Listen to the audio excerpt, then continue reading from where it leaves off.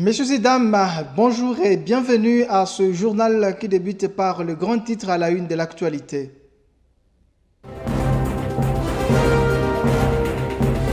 À la une de ces journaux, mesdames et messieurs, le chef de l'État Félix Tshisekedi a dirigé le mercredi 27 mai 2026 une réunion stratégique avec toutes les équipes sanitaires au cours de laquelle il a annoncé des mesures à prendre pour assurer avec efficacité la riposte contre cette 17e épidémie du virus Ebola. Une lueur d'espoir pour les équipes sanitaires impliquées dans la gestion des cas d'Ebola. Un premier patient de cette épidémie a été déclaré guéri et sorti de l'hôpital à Ituri où il a été interné. Et puis une séance plénière a eu lieu mercredi 27 mai 2026 à l'Assemblée nationale. Une séance qui était focalisée sur la proposition de loi relative à l'organisation du référendum en RDC afin de permettre aux Congolais d'apporter leur contribution sur les sujets cruciaux du pays. Enfin, en ce jour dans la province du Kasaï, la ministre de l'Enseignement supérieur, universitaire, recherche scientifique et innovation, Marie-Thérèse Sombo, a participé au premier congrès d'études congolaises où elle a dans son discours évoqué les perspectives d'une gouvernance scientifique forte pour orienter l'avenir de la RDC. Et c'est tout pour les titres, mesdames et messieurs. Place à présent au développement. Bienvenue encore une fois de plus dans ce journal qui s'ouvre par cette note au niveau de la présidence. Le chef de l'État, Félix-Antoine Tshisekedi Tshilombo, a présidé mercredi 27 mai 2026 une réunion consacrée à l'évaluation de la riposte contre l'épidémie d'Ebola souche Bundibugyo. Au cours de cette rencontre, le chef de l'État a donné les directives stratégiques visant à renforcer la lutte contre cette 17e épidémie à travers les déploiements rapides des équipes et des infrastructures sanitaires. Suivez un extrait dans cet extrait choisi pour vous par votre rédaction.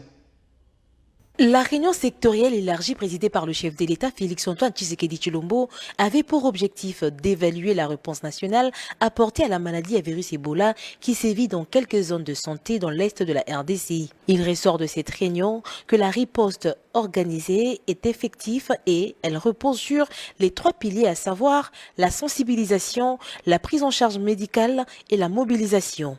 Nous venons spécifiquement de finir plusieurs heures d'une séance de travail avec le président de la République qui portait principalement sur la riposte contre l'épidémie d'Ebola Bundibugyo. Mais il y a un besoin pour nous de renforcer d'abord la communication parce que c'est aussi une question essentielle. C'est dans cet ordre-là que dès demain, avec mon collègue de la santé, nous nous rendrons à Bunia pour suivre de près ce qui s'est fait à la fois au niveau sanitaire, mais ce qui s'est fait aussi au niveau de la sensibilisation communautaire. Au plan purement médical, le ministre de la Santé rassure que pour l'instant, la maladie est contenue dans les seules zones de santé de l'Ituri et Nord Kivu, en plus du cas de Bukavu. Jusqu'à hier soir, il y avait 0 cas en dehors de 3 provinces dont on a parlé, c'est-à-dire l'Ituri, le Nord Kivu et le Sud Kivu. À Kinshasa, il y avait 0 cas, je l'ai dit encore hier. Cependant, de manière générale, nous sommes dans une phase ascendante de l'épidémie. Rappelez-vous que nous avons déclaré cette épidémie le 15. 11 jours plus tard, 12 jours plus tard, dans aucun pays du monde, une épidémie n'est terminée. Donc nous sommes encore dans la phase ascendante où nous savons que nous allons trouver de nouveaux cas, peut-être plusieurs nouveaux cas, mais parce que nous les recherchons activement et puis parce qu'aussi les gens sont plus sensibilisés. Aussi bien la communauté que les professionnels de santé, maintenant ils sont plus sensibilisés, ils nous signalent tous les cas. Invité à cette rencontre, le directeur général de CDC Africa, Dr Kaseya, a encouragé le gouvernement congolais qui a activé le protocole scientifique qui lui a permis de gérer les variantes les plus mortelles d'Ebola. Pour lui, Ebola Bundibugyo reste pour l'instant une urgence sanitaire régionale et non mondiale. Il a regretté les mesures draconiennes prises par certains États tendant à isoler les pays africains du reste du monde. C'est l'occasion pour moi de dire la RDC a une vision, a un plan bien ficelé. La RDC a l'expérience des réponses aux épidémies La RDC a déployé des personnels et de matériel. Il n'y a aucune raison aujourd'hui, selon le règlement sanitaire international, que les frontières soient fermées. Une équipe gouvernementale est attendue sur place en Ituri pour renforcer la piste opérationnelle. Parlons encore santé dans ce journal. C'est une bonne nouvelle qui a suivi cette rencontre. Le premier patient guéri de la 17e épidémie d'Ebola en République démocratique du Congo est sorti mercredi 27 mai 2026 de l'hôpital à Ituri, a annoncé l'ancien manager adjoint de l'Institut national de santé publique INSP, en sigle depuis l'épicentre de la riposte. Un signal encourageant face à la souche Boudibougyo pour laquelle il n'existe ni vaccin ni traitement homologué. Le détail, c'est dans cet extrait choisi pour vous par Bovin Kazadi. Confirmons, nous informer à l'ensemble de la population congolaise et mondiale que ce jour, nous venons d'enregistrer, nous venons de libérer une première personne qui vient de quitter officiellement le centre de traitement en étant guéri de ce virus, que les gens spéculent à gauche à droite que nous ne pouvons pas enregistrer de guéri. Mais nous vous informons que après notre arrivée, l'Excellence a déclaré l'épidémie le 15 et le 17. Nous nous sommes déployés sur le terrain. Une semaine de intense activité. Aujourd'hui, nous enregistrons le tout premier guéri et dès la semaine, nous allons encore vous présenter d'autres guéris de façon solennelle. Pour raison de famille, la famille a évité que les images puissent être publiées. Et c'est comme ça que nous faisons cette déclaration sans organiser des cérémonies solennelles que nous avons l'habitude d'organiser quand nous enregistrons les guéris. Mais demain, nous avons une rencontre avec la personne guérie et peut-être qu'elle aura le temps de s'exprimer en donnant son accord pour que son témoignage soit utilisé comme un témoignage de sensibilisation auprès de ceux-là qui doutent encore que la prise en charge est capable de nous organiser. Je demande également à ces réseaux sociaux, à tous ceux-là qui ont l'habitude, qui prennent le temps de spéculer, qui prennent le temps de publier de fausses informations, de relayer cette information que le INSP, à travers le COUSP, a déployé des experts qui travaillent sur le terrain et qui sont en train de remettre les choses en ordre et qui inversent aujourd'hui la tendance. Au lieu de parler de décès, nous allons commencer à parler de guéris. Nous avons soigné à la zone de santé de Rwampara avec l'appui de notre partenaire Alima.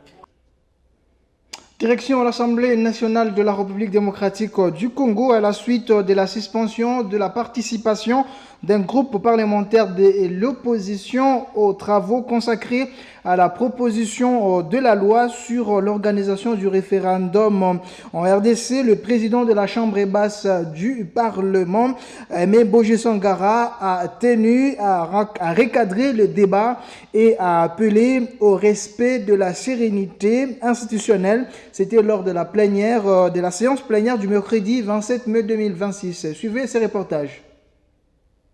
Nous sommes ici en train d'exercer notre prérogative de légiférer.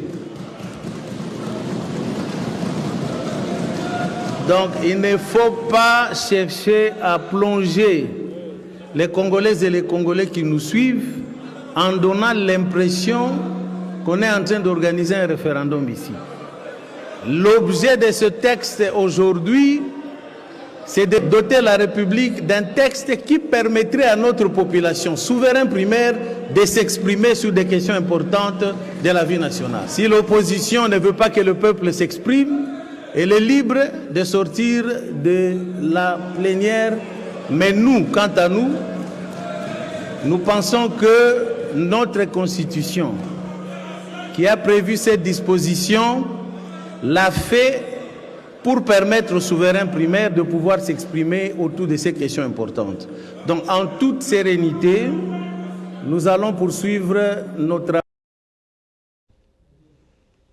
Et au niveau du ministère des l'ESURCI, Marie-Thérèse Sombo, ministre de l'Enseignement supérieur universitaire, est intervenue au premier congrès d'études congolaises dans son intervention mercredi 27 mai 2026 à l'amphithéâtre de Tshisekedi Tshilombo de l'université officielle de Mbuji-Mayi. La ministre de l'Enseignement a relevé les perspectives d'une gouvernance scientifique forte et d'une prise des consciences académiques pour orienter l'avenir de la République démocratique du Congo. On va la suivre ici dans cet extrait choisi pour vous par Bovin Kazadi. Avec un réel honneur et un profond sentiment de satisfaction, que je prends la parole à l'occasion de l'ouverture officielle du premier congrès d'études congolaises, organisé ici en Mbuji-Mayi, autour du thème « Demain le Congo du troisième millénaire, conscience historique, gouvernance de savoir et devenir national ». Permettez-moi, avant toute chose, de saluer l'initiative portée conjointement par l'Académie congolaise des sciences, les universités congolaises, l'Institut congolais d'études avancées, ainsi que la Société des historiens congolais. Ce thème choisi par les organisateurs nous oblige à sortir du présent immédiat pour penser les pays sur le long terme.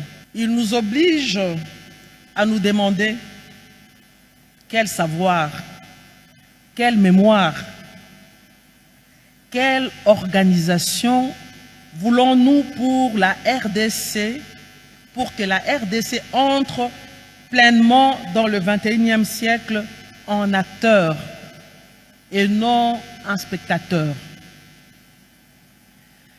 La République démocratique du Congo, tout comme notre secteur, vit une séquence historique.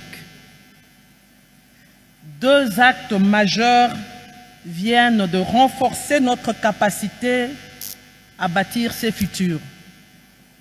D'abord, après l'Assemblée nationale, le Sénat a adopté depuis hier le projet de loi portant ratification de la Convention de l'UNESCO sur la reconnaissance des qualifications de l'enseignement supérieur. Faites de ce congrès un cadre d'action concrète. La République attend votre intelligence, votre rigueur et votre patriotisme. Quittons la province du Kasaï pour venir ici dans la province du Haut-Katanga où les députés provinciaux ont pris part mercredi 27 mai 2026 à une séance plénière conduite par le président de cet organe délibérant, l'honorable Kabwe Mwamba Michel. Plusieurs points étaient inscrits à l'ordre du jour, notamment le dit sur la protection de personnes atteintes d'albinisme et l'adoption des différents rapports parlementaires. C'est un reportage de Stambouy et Dieu merci Tchounza.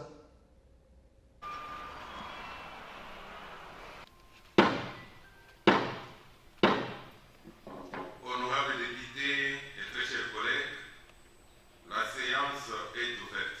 Sous la conduite du président de l'Assemblée provinciale du Haut-Katanga, l'honorable Kabwe Mwamba Michel, une séance plénière axée sur plusieurs questions. Dès l'ouverture de cette séance, l'honorable président a annoncé les dépôts de la proposition d'édit portant sur la protection, promotion des droits des personnes atteintes d'albinisme, initiée par l'honorable Ntumba Mishka. Au sujet des motions d'information, l'honorable Patrice Kishimba, élu de la circonscription électorale des Mitwaba, a alerté les élus provinciaux sur la situation d'une ONG dénommée Action de lutte contre la faim au Congo, qui, depuis presque 2 semaines, enregistre la population moyennant 4 000 ou 5 000 francs sous prétexte d'une assistance venant du Programme alimentaire mondial, pas mon sigle. À ces sujets, l'Auguste Assemblée a décidé d'inviter l'administrateur du territoire, le ministre provincial de la Santé ainsi que les représentants du PAM. Les élus provinciaux ont par la suite adopté sans amendement les rapports de la commission permanente emploi et salaire chargée d'enquêter sur les modalités de mise à la retraite des anciens agents de la société New Baroque l'évêque. Ils ont également adopté moyennant quelques enrichissements le rapport de la commission permanente de l'aménagement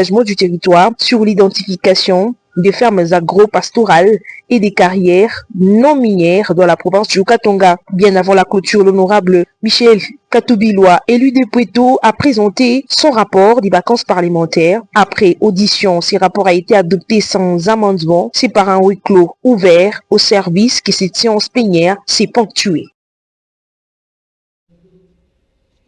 Et puis, le président de l'Assemblée provinciale du Haut-Katanga, Kabo Mwamba Michel, a reçu en audience ce jeudi 28 mai 2026 une délégation de la Commission nationale des droits de l'homme en provenance de Kinshasa, venue remettre le rapport de l'enquête effectuée depuis 2024. Des enfants qui travaillent dans le mine entre la province du Haut-Katanga et celle du Lualaba. L'essentiel de l'échange est à découvrir dans ce propos recueilli pour vous par Esther Mbouyi et Dieu merci Chunza.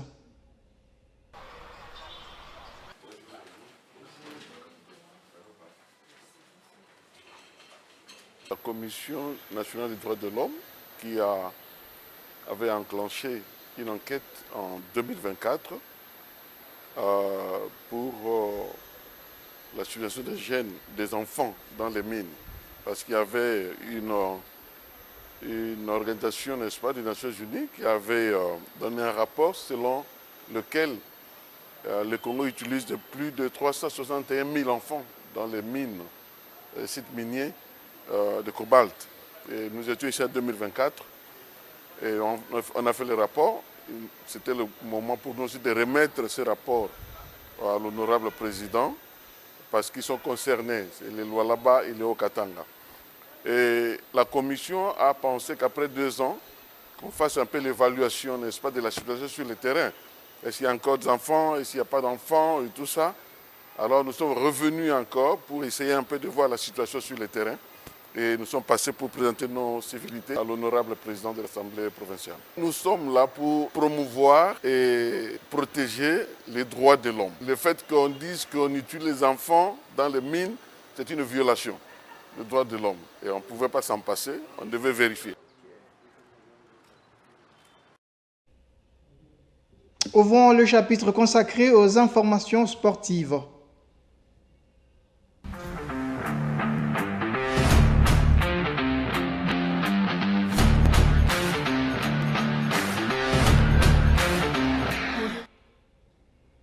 Le nouveau président élu à la Fédération congolaise de football association, Véro Mosengo, accompagné de son premier vice-président, a été reçu en audience par le chef de l'État, Félix Antoine Tshisekedi Tshilombo. Cette rencontre a eu lieu mercredi 27 mai 2026 à la Cité de l'Union africaine. C'est un commentaire de Bovin Kazadi. C'est un ouf de soulagement pour la nouvelle équipe à la tête de la Fédération congolaise de football association, FECOFA en sigle. Cette fédération, à travers son nouveau comité, vient de recevoir un coup de pouce financier de la part du gouvernement central qui pourra désormais permettre à ces nouveaux comités de bien développer sa politique pour le football congolais. Une bonne nouvelle annoncée le nouveau président de la Fédération congolaise de football, Véro Mosengo, accompagné de sa délégation au sortir de l'audience, lui accorde par le tout premier sportif congolais, Félix Antoine Tshisekedi Tshilombo, à la Cité de l'Union africaine dans la soirée du mercredi 27 mai 2026. Parmi les points essentiels, l'on a noté également la prise en charge par le gouvernement de frais de transport aérien des équipes locales. Nous avons 4 priorités que j'ai déjà citées. Un des points les plus importants, c'est utiliser nos provinces comme de levier de développement du football. Dans chaque province, on aura des directeurs techniques provinciaux pour développer le football à la base. Et puis j'ai parlé aussi au président Il a beaucoup apprécié les projets de championnat scolaire national. Donc le président apporte un soutien matériel conséquent pour notre championnat. Vous savez qu'un des postes plus budgétivores, c'est le transport aérien, le déplacement de nos équipes. Donc le gouvernement va nous soutenir là-dessus. Ça, c'est une très bonne nouvelle. Après cet tête-à-tête entre les chefs de l'État et Véron Mosengo, les yeux de tous les sportifs congolais sont dorénavant figés sur la bonne organisation et la nouvelle réforme à initier en vue de redonner l'image du roi football congolais. Et puis les léopards de la République démocratique du Congo poursuivent leur préparation pour la Coupe du Monde 2026 sur la terre belge, précisément à Liège. Mercredi 27 mai 2026 était le tour de la deuxième séance d'entraînement avec aux commandes 23 athlètes. Bovin Kazadi revient encore une fois de plus.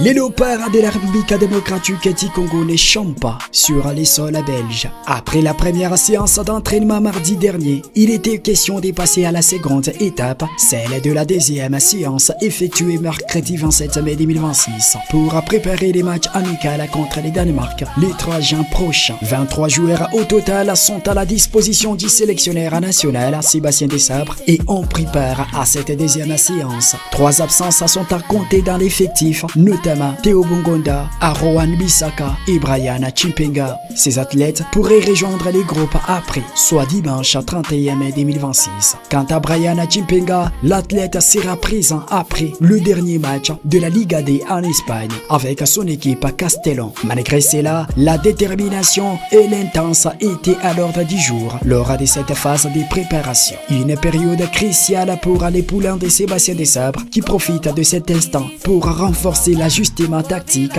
et corriger certaines lacunes afin d'être prêt pour la grande bataille du football mondial qui démarre dans moins de 2 semaines. La rencontre du 3 et du 9 juin prochain face au Danemark et au Chili entre également dans les cadres des préparatifs de la Coupe du Monde 2026.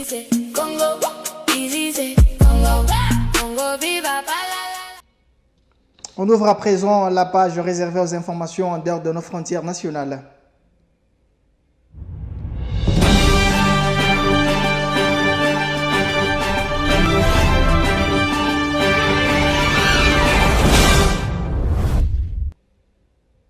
La page internationale nous amène au Ghana où le premier ressortissant ghanéen rapatrié d'Afrique du Sud sont arrivés à Accra puis en Ouganda. 28 ministres limogés après la publication des nouveaux gouvernements. Les autres titres en international sont à découvrir dans ces condensés.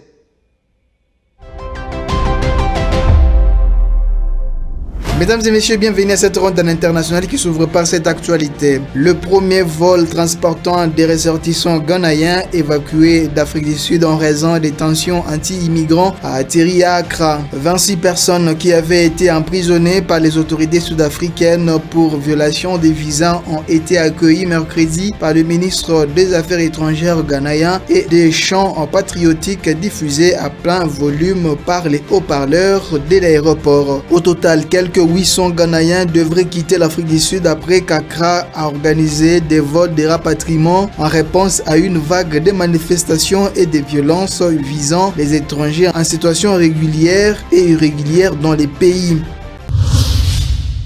Et puis, alors qu'il entame son nouveau quinquennat, le président Yoweri a fait le grand ménage au sein de l'exécutif. 28 ministres ont été limogés. Les départs les plus retentissants sont ceux du ministre des Finances, Matia Kasaïdja, du chef de la diplomatie, le général à la retraite, et de la ministre de l'égalité de sexe. Il quitte les navires après une présence de longue date. Autre changement qui est loin de passer inaperçu, c'est lui intervenu au ministère de l'Intérieur. Plusieurs piliers du régime figurent parmi les rescapés du nettoyage réalisé par Museveni, dont la vice-présidente Jessica Alupo et la première ministre Robina Nabadja. Yoweri Museveni, 80 ans, a été réélu en janvier dernier pour un 7e mandat qui court jusqu'en 2031. Il est au pouvoir en Ouganda depuis 1986. Et pour terminer cette page à l'international, dans une décision présidentielle datée du 21 mai et publiée mardi au Federal Register, le président américain Donald Trump a officialisé l'augmentation du plafond annuel des réfugiés admis aux États-Unis. Le portant de 7 500 à 17 500, cette hausse vise explicitement à réserver jusqu'à 10 000 places supplémentaires à des afrikaners d'Afrique du Sud dans le cadre d'un dispositif présenté comme une réponse à une prétendue dégradation de leur situation sécuritaire. La Maison-Blanche invoque une situation d'urgence alimentée selon elle par une recrudescence de l'incitation à la violence à caractère racial. Émanant des responsables politiques sud-africains, cette justification est toutefois vivement contestée à l'international. Les accusations de persécution d'Afrikaners par les autorités sud-africaines étaient jugées infondées par de nombreux observateurs. Ces décisions s'inscrivent dans un durcissement plus large de la politique migratoire américaine. Et ça sera la fin de cette ronde en international. Merci mesdames, merci également à vous messieurs de l'avoir suivi.